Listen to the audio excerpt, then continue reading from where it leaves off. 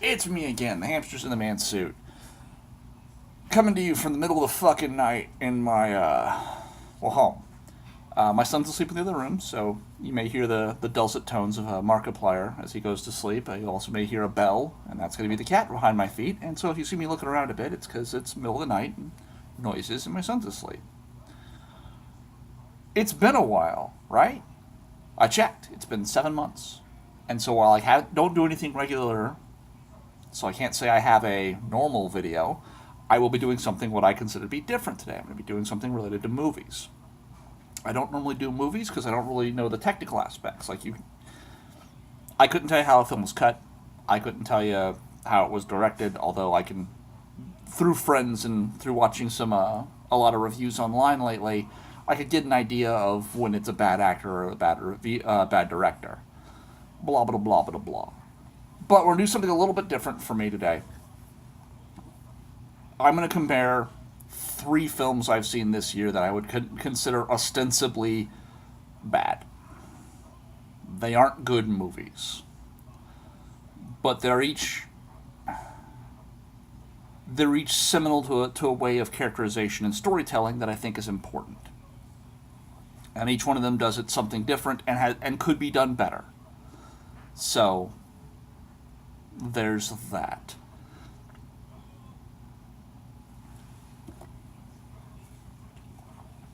A little awkward silence for you there. I'm trying to cut back the ums, so you might be see me hit a couple of points where it's just. But get it out of the way. Let's talk the new Ghostbusters. Now everyone's already talked this to death, and everyone's, I love it, or I hate it, or oh, I liked it, but I can see the point, or oh, I hated it, but don't care. My stance on it's simple. Any movie, remake or not, can stand alone. One of my favorite movies is The Mummy with Brendan Fraser. I'm an Egyptophile. I love Egyptian mythology and culture. It gets everything wrong. Still love it. It's a remake of a movie I actually like, Boris Karloff's Mummy. Still love it. So Ghostbusters could have won me over pretty easy, honestly. Unfortunately, it's a Saturday Night Live sketch, and I don't like Saturday Night Live. I haven't liked Saturday Night Live really in ever, but I used to watch the old original cast on Nick at Night, I think, when I was wee. But yeah, it's a however the fuck long it is Saturday Night Live sketch. The only character in it I actually liked is Leslie Jones's character. Ironically, because she's the character I was certain I would hate from the trailers. She's grounded. She's a person. She's written like a human being, and so when she reacts to things, it feels like that's how a person would react to them. But ultimately, my takeaway in memory is Leslie Jones wasn't as bad as I thought, though I could not point out a single goddamn thing she did that wasn't in the trailers. And there's no reason for this to have been a Ghostbusters film. One, they don't bust any ghosts. They bust one ghost and then they let him out in a fit of pique. The only emotional impact it had on me, aside from the random chuckle, which I'll admit it did make me laugh at a couple points, just not enough to warrant ever watching it again for any reason, is the constant need to remind you that it's a Ghostbusters film. And not a we are the Ghostbusters way. They spend most of the movie talking about how they aren't the Ghostbusters. No, things like the origin of the logo. To me, that would be better served if they redesigned the logo for this franchise. And then they just did that as a nod to the original logo. Bam, you got me. But no. Guy graffitis it up on the wall. They walk away. Camera pans. No, I take that back. Again, this movie did not leave a whole lot of impressions, but this is one of the ones it did. Kate McKinnon's character takes a picture of it, looks at the camera in the eye and says, "Am I crazy? Or is that a good logo?" And then walks away. Deadpool can break the fourth wall because part of his character establishment is that he's he breaks the fourth wall. He's inner narration. Spider-Man can theoretically break the fourth wall because a lot of his monologue is part of his story. There is nothing to establish this character as the person who breaks the fourth wall. But as the movie goes through, what you're getting is, instead of a montage of working class people, well, scientists doing a working class job, you're getting we're getting set up and building our technology, except for you never really see them build the technology. You just have an idea that the scene ended and the new scene begins and now they've got new tech. There is no establishment that any of this tech is being built. Now, I know it's stupid. I know it's a stupid nitpick, but it's one of those things, again, that stood out to me. They get the car. The next time you see the car, it's the new Ecto-1. But Kate McKinnon is in every scene between those two things. So there's no narrative time for her to have done that, and there's no idea of how much time has passed. It's just one of those little things that it just makes no fucking sense. And it takes me out of the movie with everything else that's just there. So if you are a person who likes watching outtakes, this is a movie-length outtake. That's what this is. This is a movie-length outtake where one person is actually reading their lines. I do believe Leslie Jones is reading the lines she's given for the most part. I do believe that most of the stuff she presents is actually her delivery, and it's not phenomenal. It's not, oh my god, the best thing ever, but it was serviceable. Moving on. Talk about Jason X. I saw it for the first time about a month ago with my son. My son is a huge, ridiculously insane Jason Voorhees fan because he found it through a YouTube reviewer, and he absolutely loves it. I don't mind it. I watched Nightmare on Elm Street when I was his age. I haven't killed anybody. I haven't murdered anything, and I'm not that big a psychopath. I just kind of like stories. So we watched Jason X. My wife remembered it from when she was a teenager, but she could only remember the line, "He just wanted his machete back." That is by far one of the best slasher films I've ever seen, but not because it's a slasher film. It's because it absolutely, everyone involved knows this is not in any way serious. It is almost a parody of slasher films. It feels like a parody of that fourth Hellraiser movie where they build the space station to catch Pinhead. It feels almost like a parody of that, where they're trying to use modern science and future technology and all this other silly shit.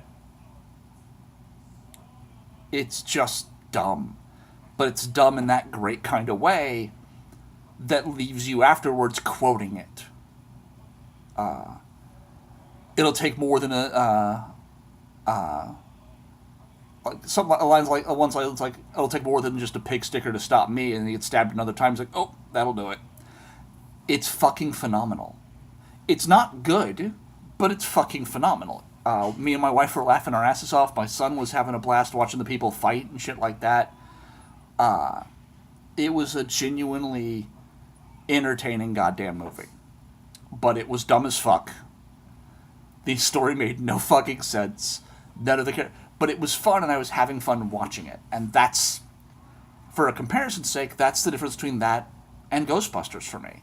I had no fun watching Ghostbusters. I don't like Saturday Night Live. I don't like sketch comedy. So, when every scene feels like a sketch comedy with a little bit of continuity, it loses a lot of it for me because it's not creative enough.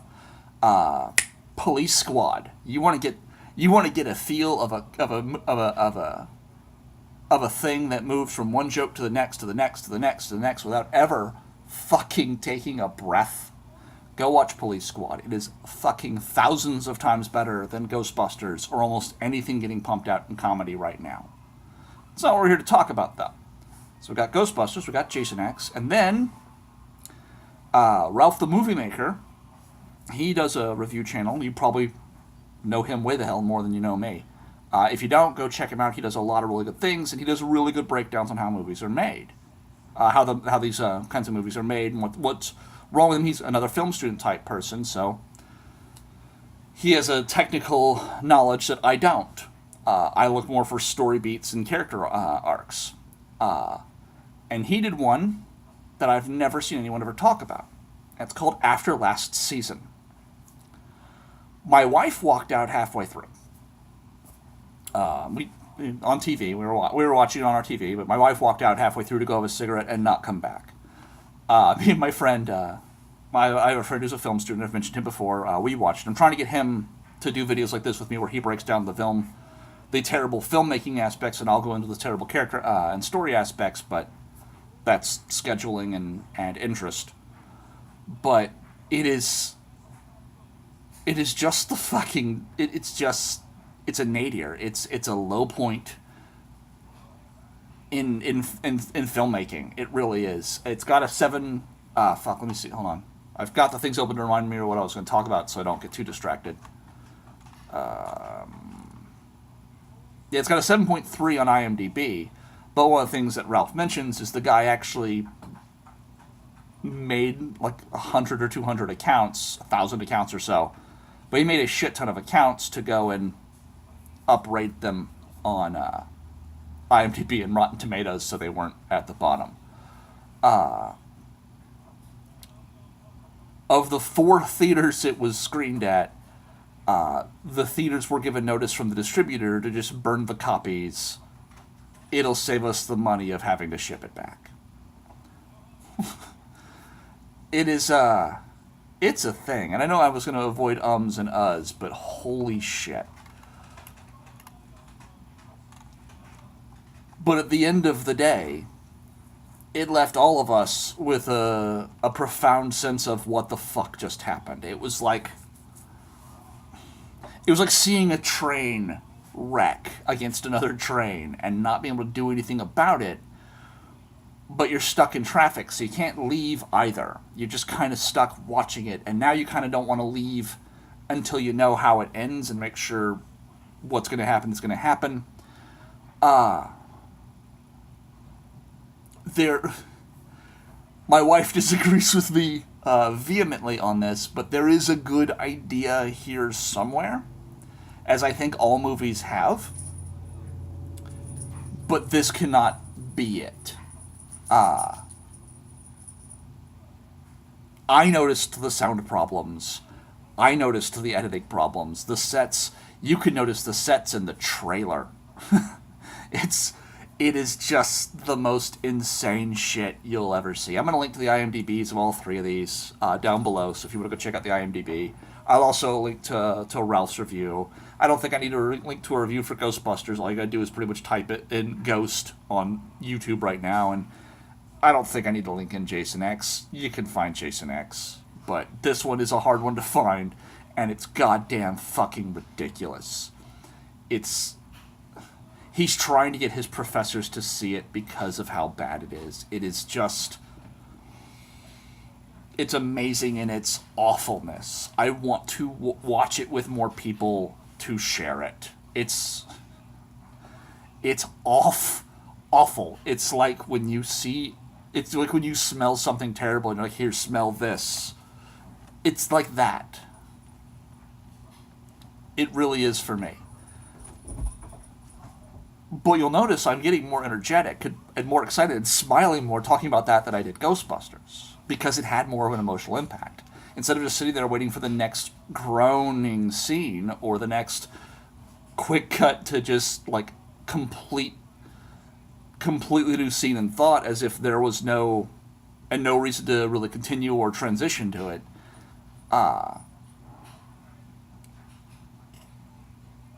It's just fucking insane. It really is. We're certain that they actually broke into places to film this at night, because this is it's clearly a construction site, right? You gotta see it. And if you're interested in watching terrible movies, you gotta fucking see it. I don't know how you're gonna see it, but you gotta see it.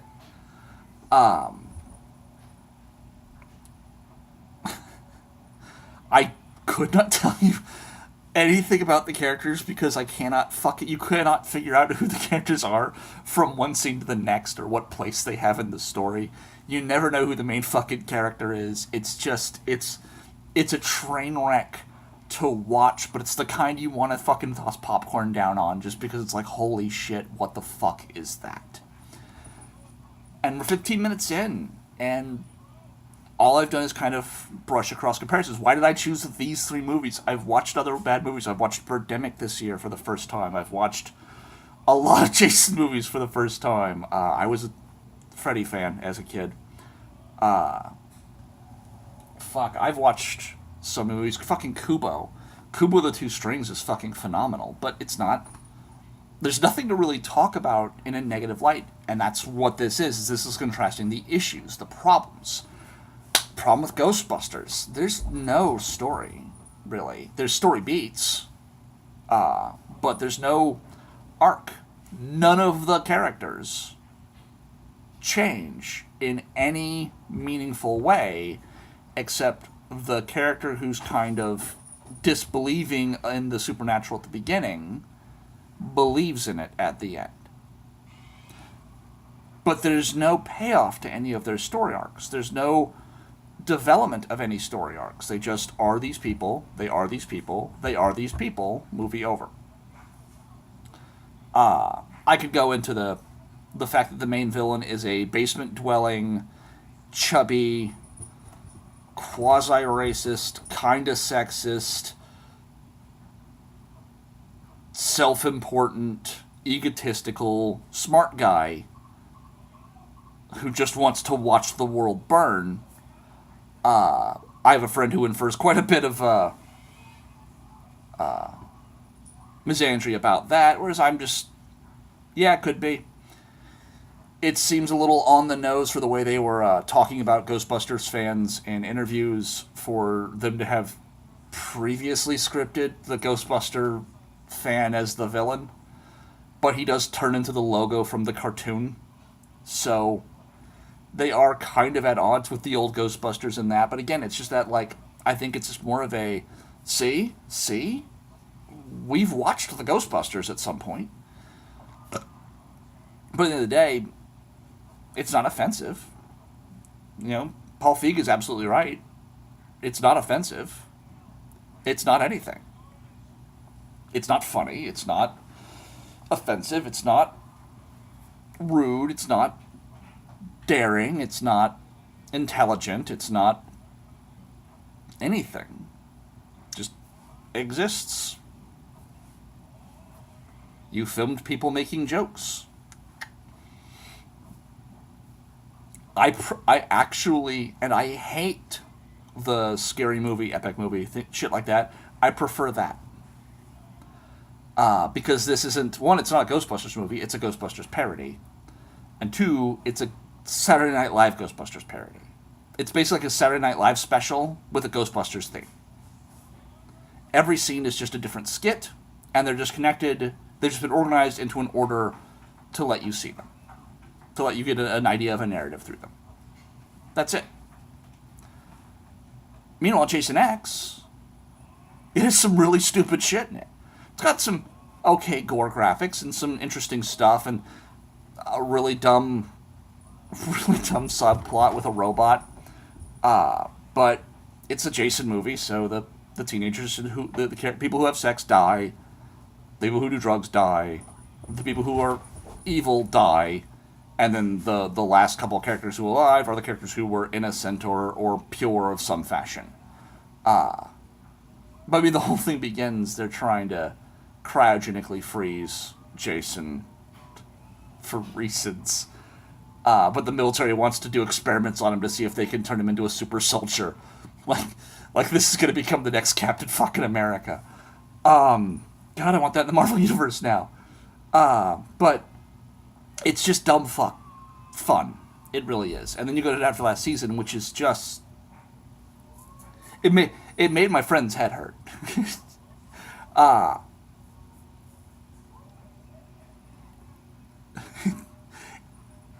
I don't even really know how to explain it all to you. Ralph the Movie Maker can go into a lot more detail on it. This isn't meant to be a review of it. It's meant to kind of just be a comparison. And the comparison is that it's fun to make other people watch. It's fun to watch with other people. It'd be perfect for Mystery Science Theater, if that was still around. Well, but what's the difference? Like, why? One, it's fun. The difference is fun. If you had fun at the movie, like you go to a movie and you're bringing friends along who are into this kind of thing and you all have fun together, that's going to make the movie better for you. Even if it's a dumb movie. But it's a matter of trying, really. And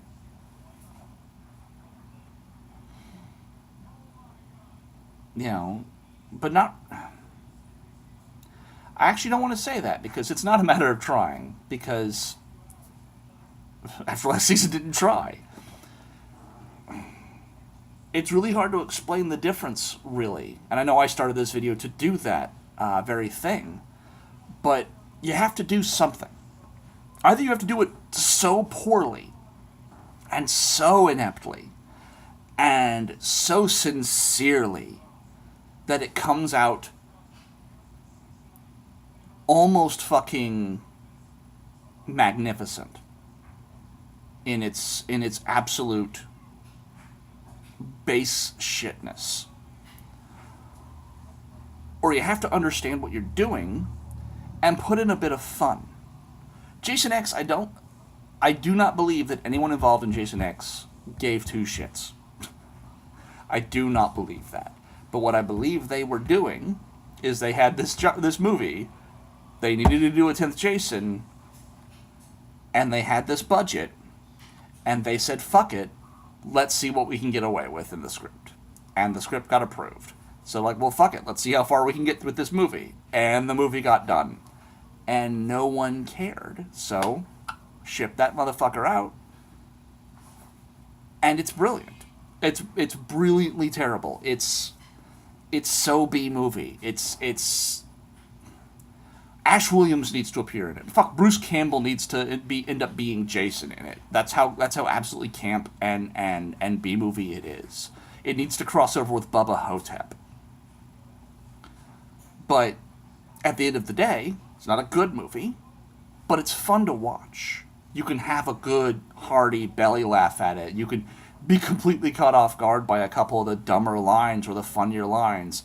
And you can just cringe at some of the terrible, terrible, awful special effects that are on par with basically duct taping fucking garbage bags to your wall and just filming in a dark room.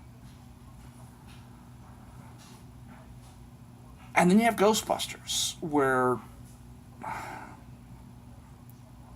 I think people really cared. But I think Paul Feig was more interested in filming an outtake reel. I think he felt that these people were so funny that they didn't need a script. That he just kind of went, hey, here's what's going on, go. And there are some lines and some scenarios that made me chuckle.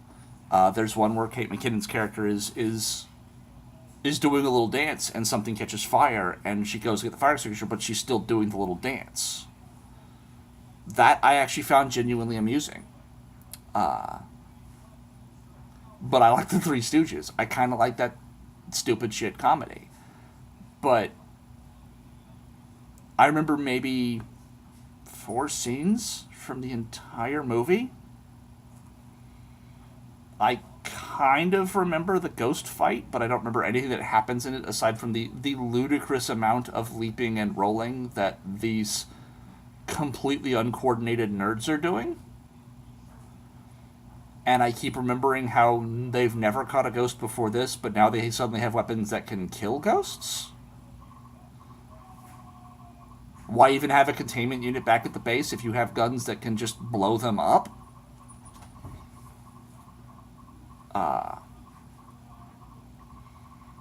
My friend thought the whole there's a whole scene where they basically fire hose the proton pack with Megan McCarthy and just slam her around. And my friend thought that was worth a chuckle, and even I'm just like, these are supposed to be like it's burning the concrete. No one's moving. No one's nervous. Everyone's just kind of staring at her, going, "Oh my god!" Because it's a sketch. It's a skit. It's a joke without a plot. But it's done in such a way that it's basically just, like I said, it's an extra long episode of Saturday Night Live, but the skits have been arranged in a kind of chronological order. That's all it is. And it leaves no real impression aside from that for me. And so I'd consider that, of the three, I'd consider that the worst of the movies I watched. Well, not the worst movie I've watched all... Not the worst movie. After Last Season is genuinely the worst movie I've ever seen. But Ghostbusters is the movie I will return to the least. I'd rather go watch Batman vs. Superman again, and I hated that movie. I'd rather go watch After Last Season or Birdemic again. I'd rather fucking... I've got a whole bunch of Roger Corman movies I've picked up that I'm gonna go watch too. I'm never gonna watch Ghostbusters again, the new one. It's a non-thing. My wife feels the same way. My wife won't even fucking watch it.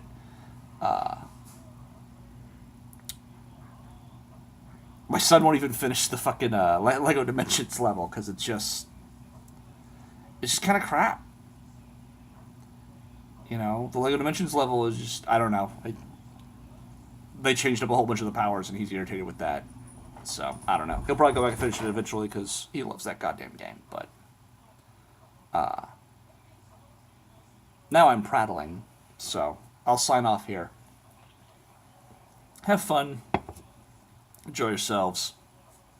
Hopefully you'll see me again soon.